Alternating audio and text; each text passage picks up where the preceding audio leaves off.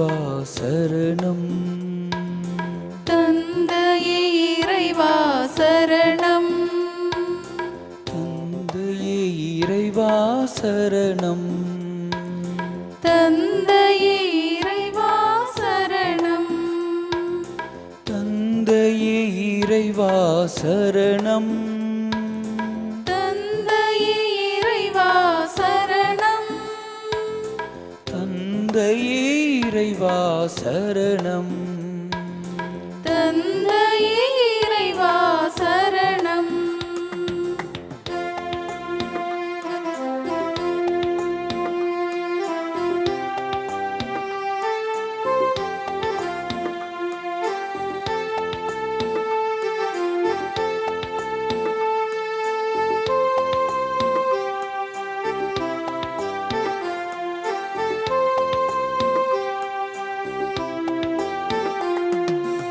இயேசுவே இறைவா சரணம். இயேசுவே இறைவா சரணம். இயேசுவே இறைவா சரணம்.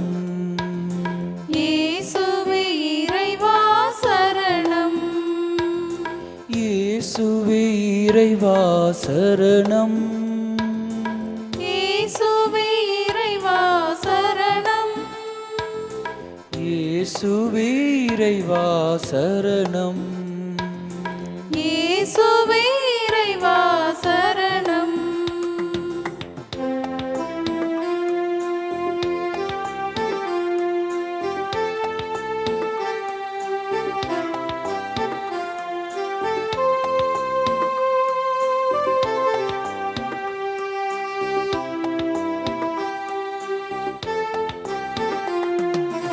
ஆவியே இறைவா சரணம்.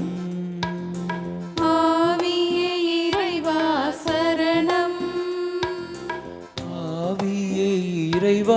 சரணம்.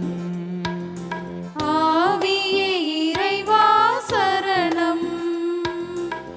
ஆவியே இறைவா சரணம். ஆவியே இறைவா சரணம். ஆவியே இறைவா சரணம். ஆவியே இறைவா சரணம். ஆவியே இறைவா சரணம்.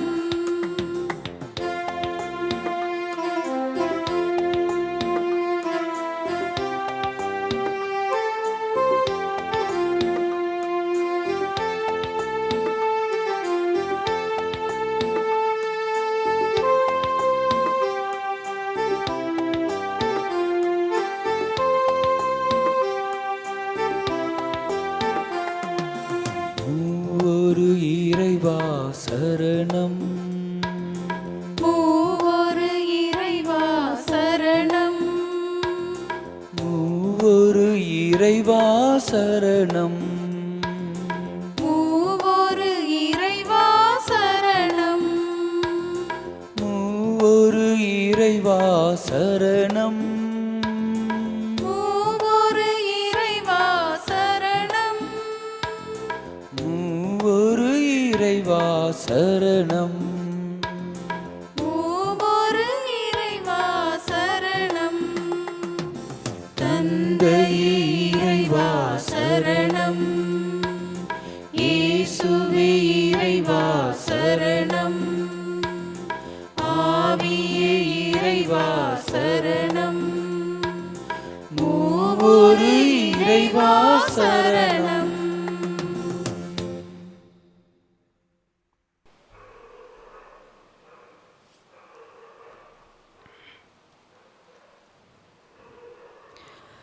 புனித லூக்கா எழுதிய நற்செய்தி அதிகாரம் 6 இறை திருவசனங்கள் 39 45 வரை.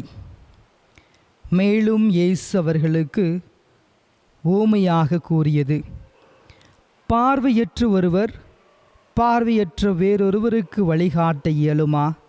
இருவரும் குழியில் விழுவார் அல்லவா? சீடர் குருவை விட மேலானவர் அல்ல, ஆனால் தேர்ச்சி பெற்றியவரும் தம் குருவை போலிருப்பார். நீங்கள் உங்கள் கண்ணில் இருக்கும் மரக்கட்டையை பார்க்காமல் உங்கள் சகோதரர் அல்லது சகோதரியின் கண்ணில் இருக்கும் துரும்பை கூர்ந்து கவனிப்பது ஏன்? உங்கள் கண்ணில் இருக்கும் மரக்கட்டையை நீங்கள் பார்க்காமல் இருந்து கொண்டு உங்கள் சகோதரர் அல்லது சகோதரியிடம் உன் கண்ணில் இருக்கும் துரும்பை எடுக்கட்டுமா என்று எப்படி கேட்க முடியும்? வெளிவேடக்காரரே, முதலில் உங்கள் கண்ணில் இருக்கும் மரக்கட்டையை எடுத்து எறியுங்கள். அதன்பின் உங்கள் சகோதரர் அல்லது சகோதரியின் கண்ணில் இருக்கும் துரும்பை எடுக்க உங்களுக்கு தெளிவாய் கண் தெரியும். இது ஆண்டவர் வழங்கும் அருள்வாக்கு. கிறிஸ்துவே உமக்கு புகழ். இறையேசுவில் பிரியமான எமதருமை சகோதர சகோதரிகளே, உங்கள் அனைவருக்கும் நம் ஆண்டவர் இயேசு கிறிஸ்துவின் பெயராலே நிறைவான ஆசீர்வாதமும் வாழ்த்துக்களும்.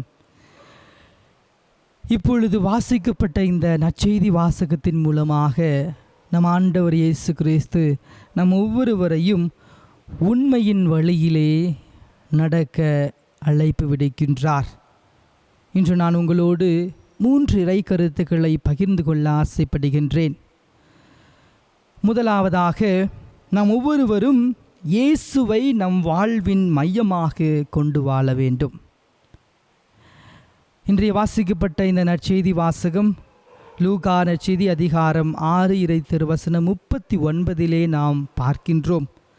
பார்வையற்ற ஒருவர் பார்வையற்ற வேறொருவரை வழிகாட்ட இயலுமா என்று. அன்புக்குரியவர்களே, நாம் ஒவ்வொருவருக்கும் வழிகாட்டியாக நாம் இறைவனை நாம் அனைவரும் பற்றி பிடிக்க வேண்டும்.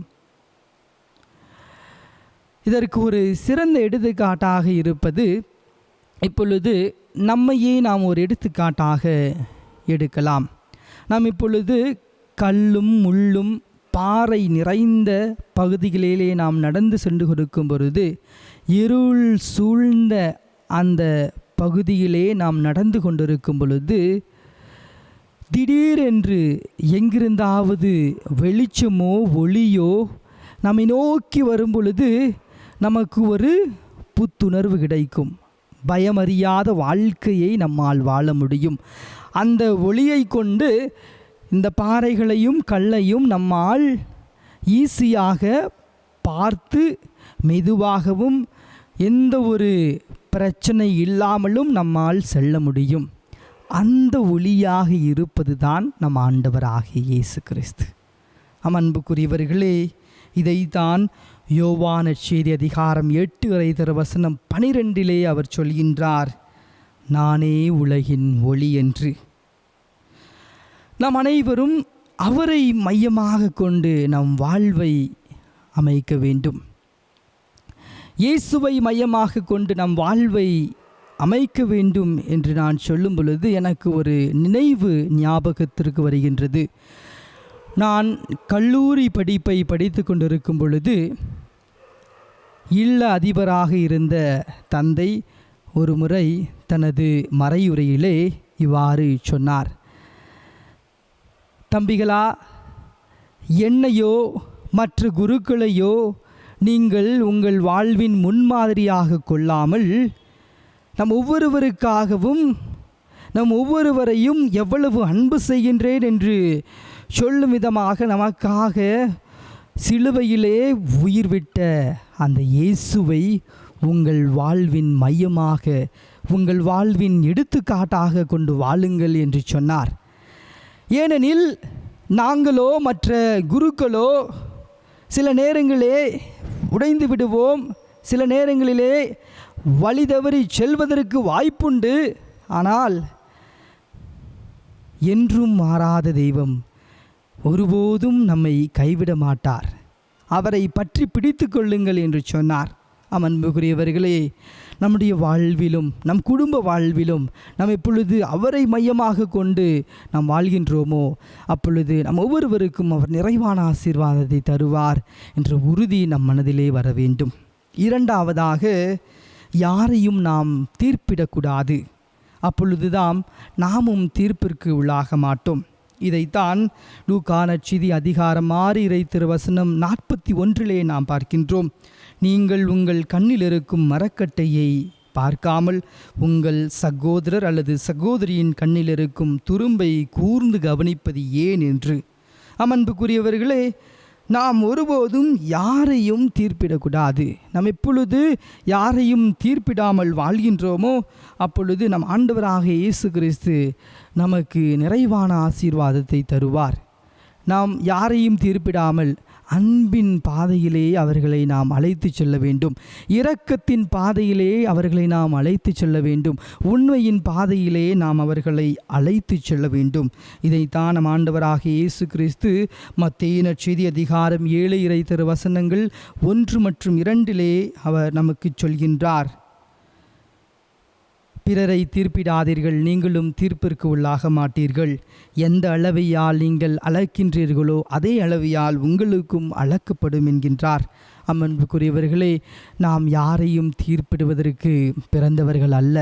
நம் ஒவ்வொருவரையும் அன்பு செய்வதற்காக இறைவனால் பிறக்கப்பட்ட ஒரு கருவியாக நாம் வாழ வேண்டும். மூன்றாவதாக, நாம் ஒவ்வொருவரும் நல்ல கனிதரும் மரமாக வாழ வேண்டும். அன்புக்குரியவர்களே, ஒவ்வொரு மரமும் அதன் கனியிலேயே அறியப்படுகின்றது. நல்ல மரம் எப்பொழுதும் நல்ல சுவையான கனியை மட்டுமே தருகின்றது. தீமையான மரம் எப்பொழுதும் கெட்ட கனியையே தருகின்றது.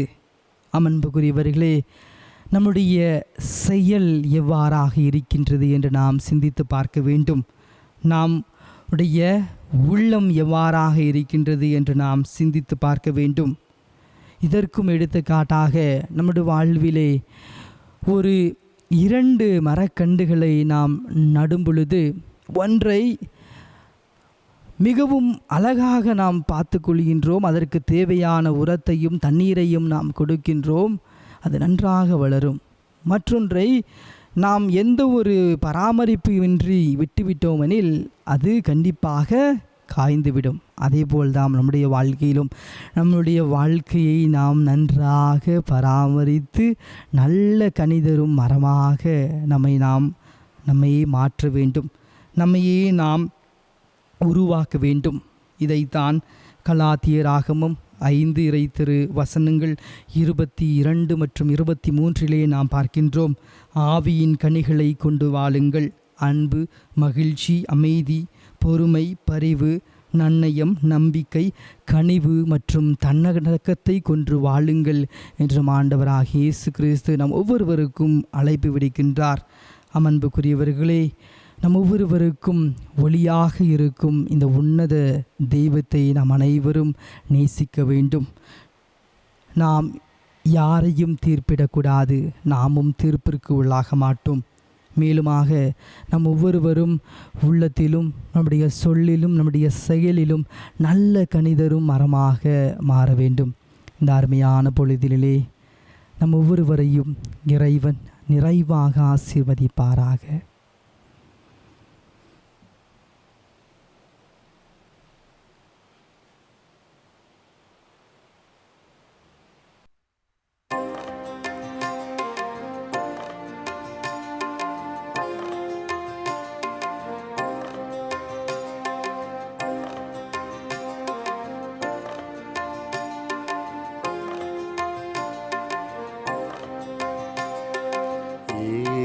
இயேசு கிறிஸ்துவே, இயேசு இயேசு கிறிஸ்துவே, இயேசு எங்கள் அன்பனே, இயேசு எங்கள் அன்பனே, இயேசு இயேசு கிறிஸ்துவே, இயேசு இயேசு கிறிஸ்துவே, இயேசு எங்கள் அன்பனே, இயேசு எங்கள் அன்பனே, இயேசு இயேசு கிறிஸ்துவே, இயேசு இயேசு கிறிஸ்துவே, இயேசு எங்கள் அன்பனே, இயேசு எங்கள் அன்பனே, இயேசு இயேசு கிறிஸ்துவே, இயேசு இயேசு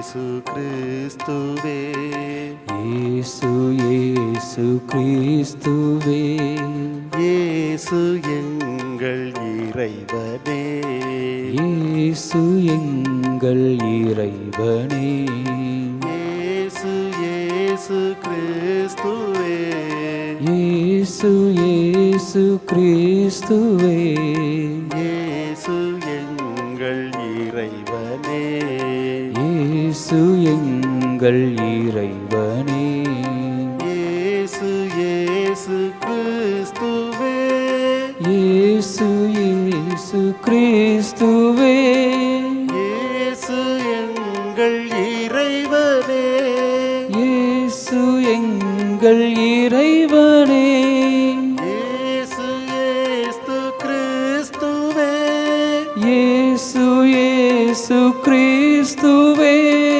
இயேசு எங்கள் இறைவனே இயேசு எங்கள் இறைவனே இயேசு இயேசு கிறிஸ்துவே இயேசு இயேசு கிறிஸ்துவே இயேசு எங்கள் இறைவனே இயேசு எங்கள் இறைவனே இயேசு இயேசு கிறிஸ்துவே இயேசு இயேசு கிறிஸ்துவே இயேசு எங்கள் தந்தையே இயேசு எங்கள் தந்தையே இயேசு இயேசு கிறிஸ்துவே இயேசு இயேசு கிறிஸ்துவே இயேசு எங்கள் தந்தையே இயேசு எங்கள் தந்தையே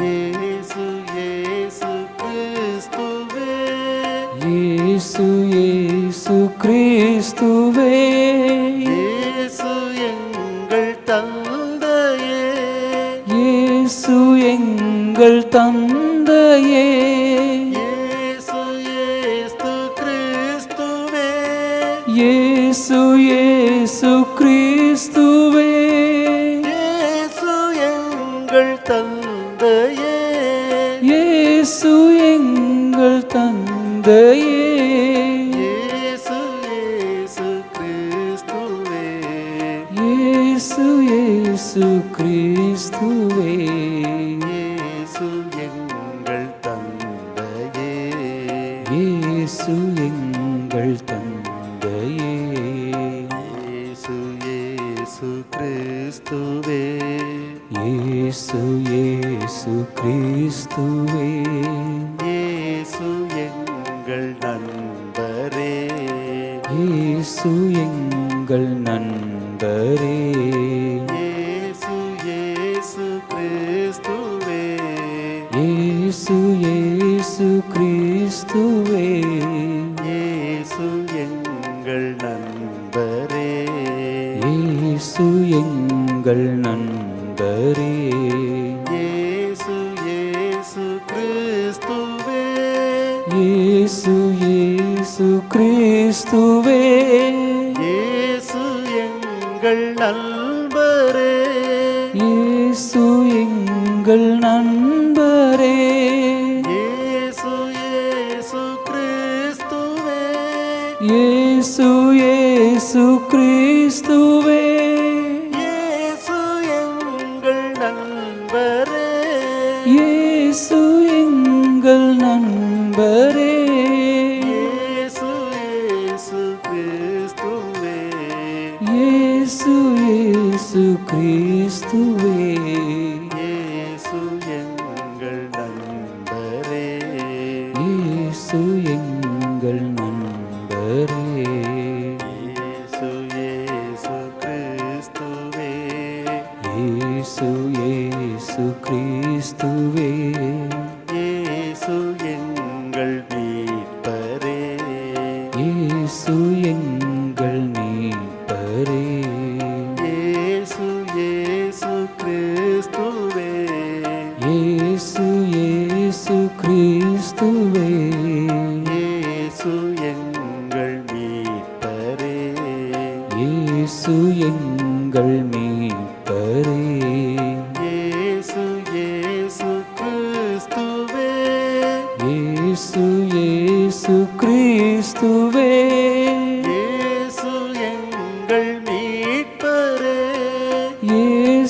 எங்கள் மீட்பரே.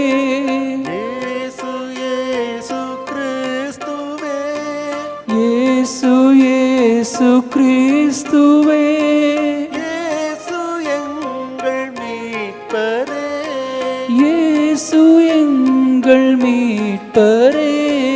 இயேசு இயேசு கிறிஸ்துவே, இயேசு இயேசு கிறிஸ்துவே, இயேசு எங்கள் மீட்பரே, இயேசு எங்கள் மீட்பரே. இயேசு இயேசு கிறிஸ்துவே, இயேசு இயேசு கிறிஸ்துவே, இயேசு இயேசு கிறிஸ்துவே, இயேசு இயேசு கிறிஸ்துவே.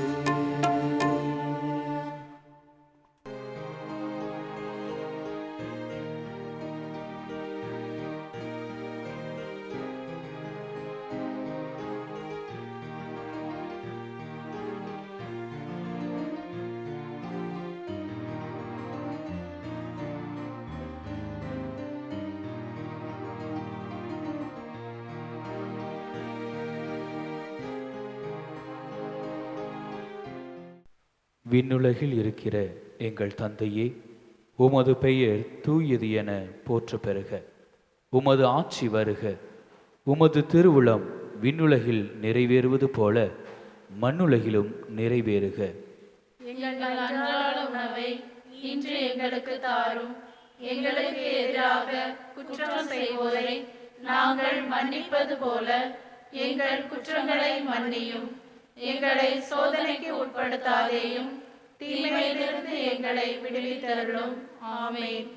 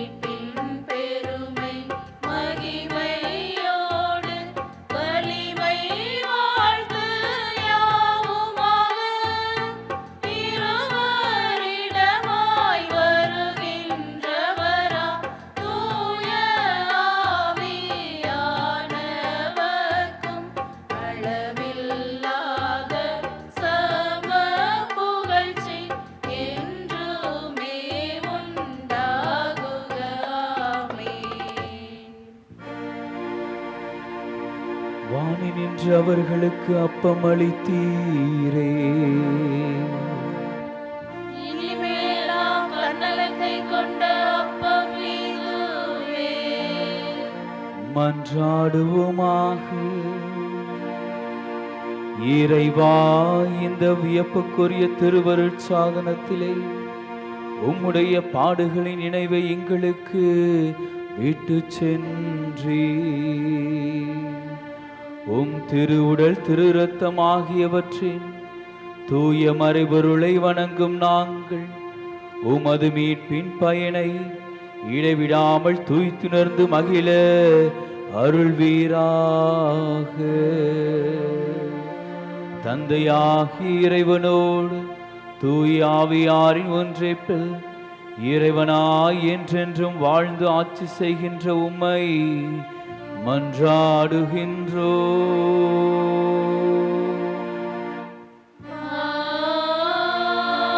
ஆமென். அனைவரும் தலைவணங்கி இறைவனின் ஆசிரை பெறுவோம்.